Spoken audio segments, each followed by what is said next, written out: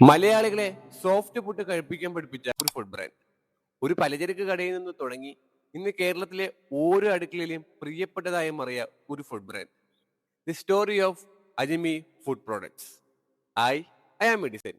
Welcome to 50 days 50 type business stories day 3.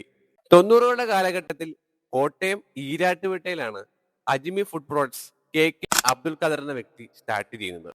അന്ന് അയൽക്കാർക്ക് അരിപ്പൊടിയും പുട്ടുപൊടിയും വിറ്റുകൊണ്ട് അയൽക്കാരെ ആദ്യത്തെ കസ്റ്റമേഴ്സ് ആക്കിയാണ് അജിമി സ്റ്റാർട്ട് ചെയ്യുന്നത്. പിന്നീട് 1944 ഒരു പലചരക്ക് കടയായി തുടങ്ങിയ അജിമി 25 ലക്ഷം രൂപ ക്യാപിറ്റൽ ഉണ്ടായിരുന്ന കമ്പനി പിന്നീട് KK അബ്ദുൽ ഖാദറിന്റെ മക്കളുടെ കടന്നുവരവോടെ 25 ലക്ഷം രൂപ വിറ്റൂരുണ്ടായിരുന്ന അജിമി ഫുഡ് പ്രോഡക്ട്സിനെ പിന്നീട് 25 വർഷങ്ങൾ കഴിഞ്ഞപ്പോൾ 145 കോടിയിലേക്ക് ഉയർത്താൻ KK അബ്ദുൽ ഖാദറിന്റെ മക്കൾക്ക് സാധിച്ചു.